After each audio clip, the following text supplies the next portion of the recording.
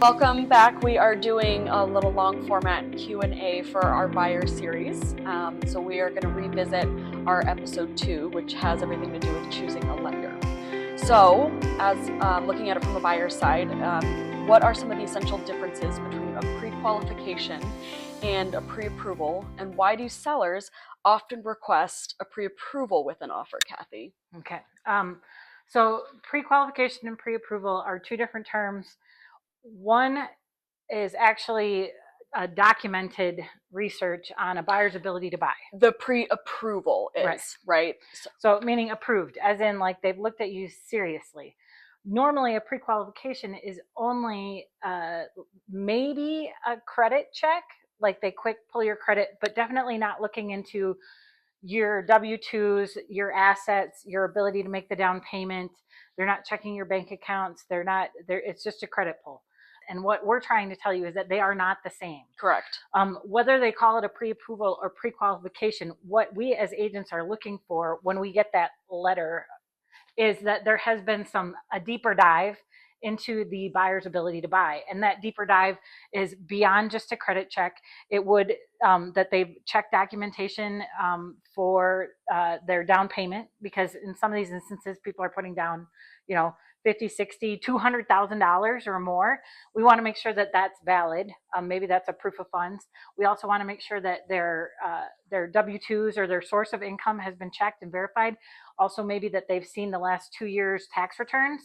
These are all things that the lender will need. If we have proof that they've seen all that, then we know that that buyer has really taken all the steps to be able to pull the trigger on that home that you're maybe showing them, or that you are presenting the offer to the listing agent on. Yeah.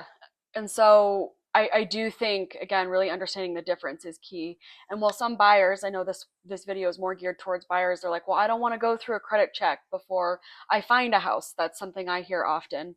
I still think that if you're looking seriously, you want to be prepared to move on something, because real estate can move fast. And so if you're not in a place where you're doing that and you're more just looking for homes, that's fine. Just be prepared for some people to ask for that and maybe not be able to view a few homes, or you can just go to open houses and stuff like that. Right. And I think that honestly, in terms of mortgage, it is a different type of credit pull for a mortgage than it would be for a credit card. If you wanted a, Tractor Supply store credit card, that's a different kind of credit pull, and those hurt your credit more. When you're shopping for mortgages, you can do, I don't know if there's even a limit on the number, but within a 30-day time period, a person is allowed to have their credit run several times without it dinging their credit, especially when it's for a mortgage related. And so this really allows you to shop lenders, which is what we always recommend doing ahead of writing a contract. You want to have your lender dialed in and ready to go so that you have a relationship built with that lender, some trust, they have a good understanding of you. Because what it really does for you as well is it gives the lender time to really look into and think of specific loan programs that might be specifically beneficial for you, versus just being like, well, we're kind of under the gun, so we'll throw you into the conventional box and make it work. Right. So really important to not be afraid to go through the process. And again, takes a little bit of time, takes a little bit of work, but I promise if you're doing it up front, you will see the benefits later down the road, and it will be less stressful when it comes to making an offer, because that already feels like a pretty big whirlwind. Yeah. I think the other thing is like, when you go to a lender, you might not have a house in mind, and they're going to tell you, hey, this is where you're at, but the numbers, it's a numbers game, right? We can work this around, and we'll get into this in our next video or a video or two down the road. But like, your buying power is different if you're buying a condo that has association fees versus buying a regular single family freestanding home. Again, getting in front of a lender and getting all your paperwork in front of them early will help you kind of determine what type of property makes the most sense for you to buy, which ones have the most buying power. And again, well, depending on what part of the country you're in and who you're talking to, what agent, pre-qualification and pre-approval are used interchangeably, but they are not the same thing. The reason that a seller might want or request a pre-approval or pre-qualification is because they want to know more about that buyer's ability to close on the contract. And this will probably be the last thing I say on this, but keeping in mind for our area, again, not uncommon to have $1 million+ listings, or, up to 10, $20 million listings. A lot of times with those, you were having sellers specifically request a pre-approval letter prior to viewing, or proof of funds or verification of Uh-huh, assets. uh-huh. And so keep in mind, that's not the agent that's making that request, although we might advise our sellers to do that for all of these reasons we're talking about. But if the seller requests it, the agent then has to ask for that, and thus the buyer's agent needs to provide that. And so again, really having, again, a few things in order can help you make sure that you're able to view the homes you want to see, so you can compare. And if you're considering buying, it's really something to be done anyways. Yeah, So absolutely, absolutely. so moving on, when you are interviewing lenders, what are some specific qualities or communication traits that you would recommend a home buyer prioritizes when interviewing potential lenders? Yeah. I first of all, how when you just go to make the appointment with them, you're going to get a feel for, oh, well, I can't see you for 2 weeks till Tuesday, or how when you approach them, they're going to have a system in place. Hey, great, yes, I love to meet with new potential clients. Do you? I have time next Tuesday on my calendar. Please bring with you these things. Or I'm going to send you an email in 2 minutes that has a list of things I need you to either email to me prior to our meeting or bring with you, so that we can make best use of our time. Yeah. I think that the same is true with anybody you're dealing with, right? You don't want to go in and waste your time and, oh, how are you? And great, you have 4 kids and a dog. Awesome. That's not what you're there for. So anybody that can converse and can convey what you need to bring to them very quickly is probably somebody that's really well organized and has got a good system in place to make sure that they can help you as fast as you need. I think for me, one of the biggest things I recommend my clients find is just somebody that they like. Again, you might not really know the person, but I do think you can get a big feel for them. And I know a lot of things are done online right now, which is fine. I'm also still a big fan. Schedule a time to go into their office, look them in the eye, meet them. If they don't have time for that, I don't know that that would be a lender I would work with, because I value having a relationship with somebody, right? Other people, it maybe doesn't matter. I know a lot of people are just like, well, I just want the best rate and that's all that matters. I would highly disagree, and I would highly disagree specifically for first-time home buyers. It can be a big, scary process, and you want to make sure that the person you're working with, um, you trust and you feel good about, because it's going to be a lot of new terms. And so I do think that. And then I also really am a big fan of, can you get them on the phone at 6 p.m. on a Tuesday night? Some lenders just keep bankers hours, which again, totally fine, whatever works for people. I personally want my clients to be able to get a hold of their lender, because if we're writing an offer late at night, which is often when it happens, you want to be able to maybe run some numbers with them. I would like to be able to figure out how to craft the best offer for them from the beginning. And so again, important for me to be able to get a hold of them. So that's why I do think having somebody who's accessible is really important. It I, just can help bring a sense of ease. Yeah, I always I've told my buyers over the years, hey, consider this a come to Jesus meeting.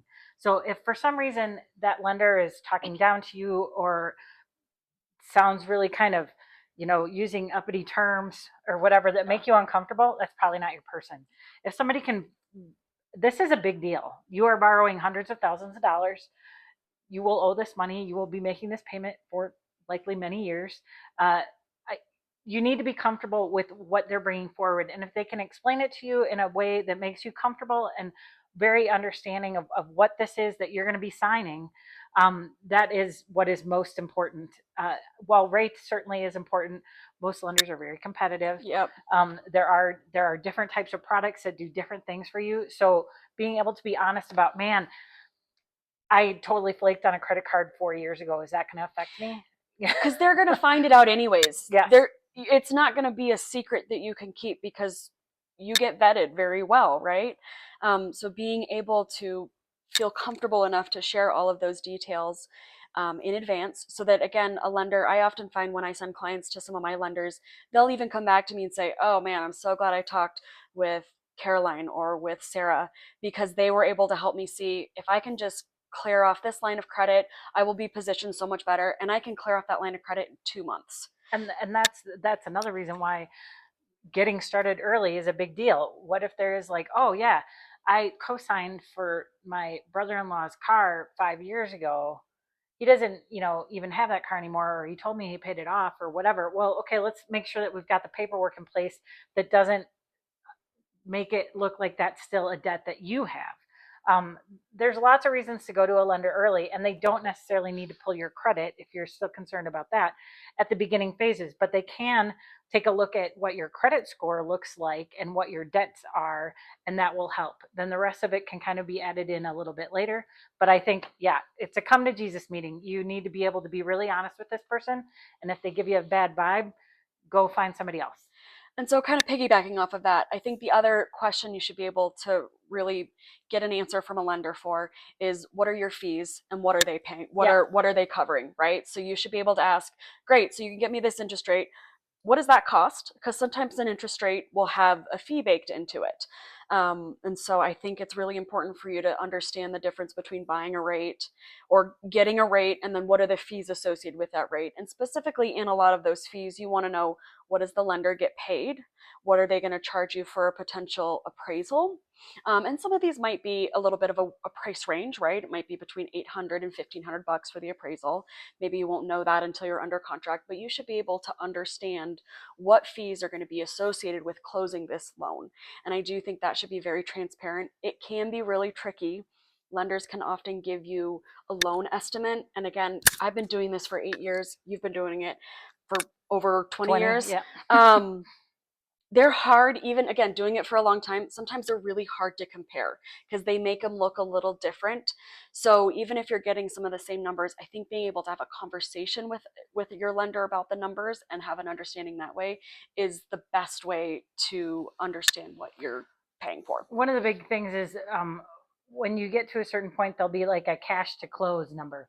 And if that number seems substantially bigger than your down payment, that's where you're going to see a lot of like processing fee and I held your hand for the first 2 hours fee and like weird stuff that is where the lender makes their money.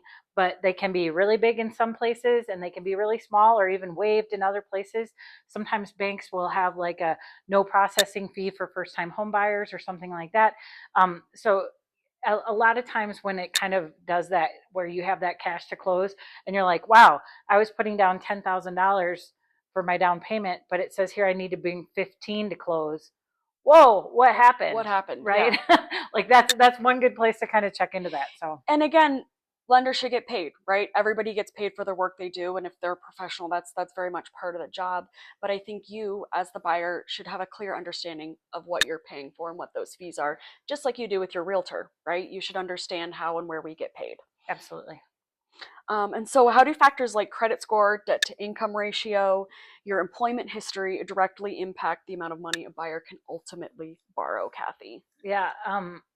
So, and these are definitely lender questions, but overall, I think this little mix of very important things like credit score, debt to income. So you can have a great credit score, but you can have, because you pay your bills on time, but your debt to income ratio is really high, which means there's not a lot of give in there for any eventualities, the furnace goes out or anything like that. And that makes a lender very nervous. So they don't really like that. They like a better gap between debt and income. But again, that could mean you have a great credit score. So you walk into the lender saying, "Oh, I've got a 790 credit score. This shouldn't be a problem." But they find out that you're after all your bills are paid every month, you have $40. That's not going to be great. Well, and most importantly, it doesn't allow for any additional debt, which is what a mortgage is, right? Well, so if there's no space for that to add more to the mix, right. It just doesn't really matter how much money you make. Right, exactly. And I think, employment history is important because they want to know that you'll be able to pay the loan over a long time.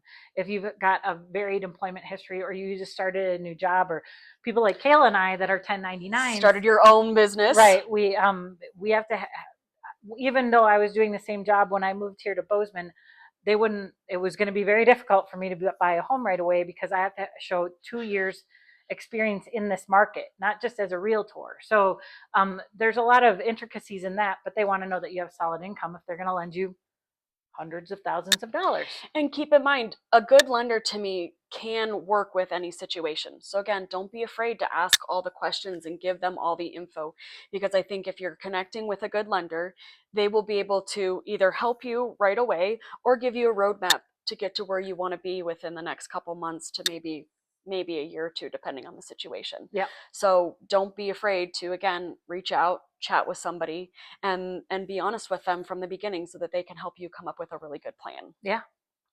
And so why do you tend to recommend local lenders over, let's say, somebody from Rocket Mortgage or large branch Wells Fargo or something along those Yeah. lines? Quicken Loan. Yes.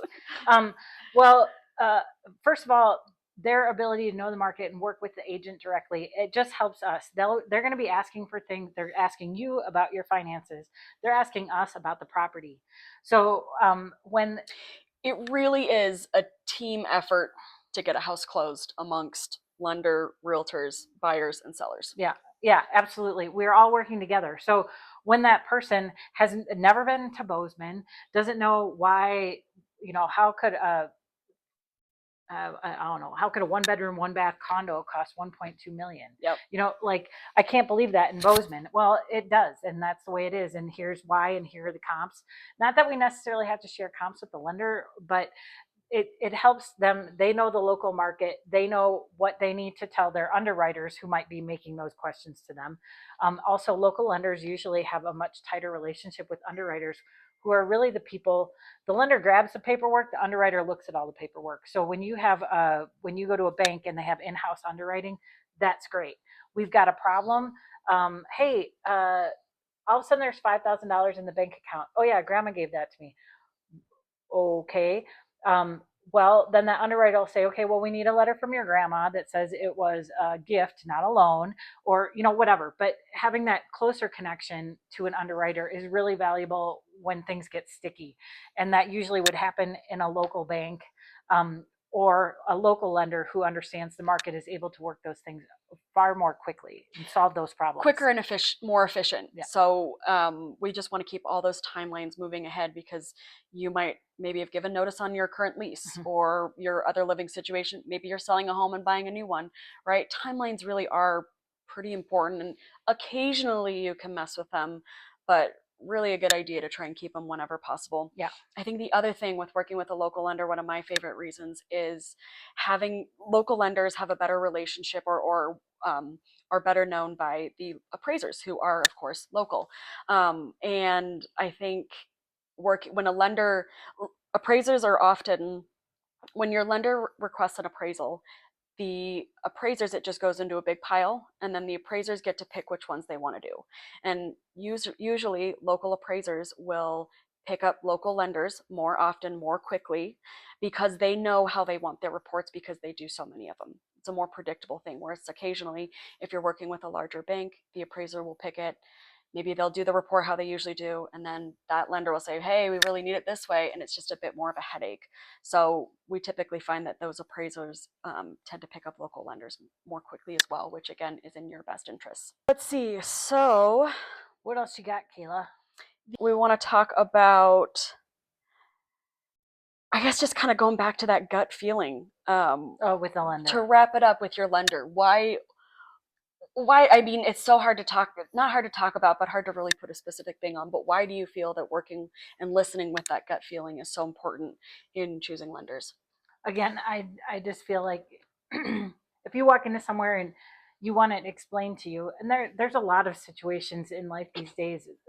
Let's take it away from real estate for a second, but you go to your doctor and you say my toe hurts, and they say, oh, well, take this medicine. Personally, I'm like, why should I take the medicine? What's gonna? Did you even look at it? Right, right. Versus like when you've got a lender and they say, okay, well, this is what we're gonna do for you. Okay, this is how much money you have, and I saw this, and so this is what we're gonna do for you. And they don't say, we're going to do this for you because this isn't perfect and this will be too expensive.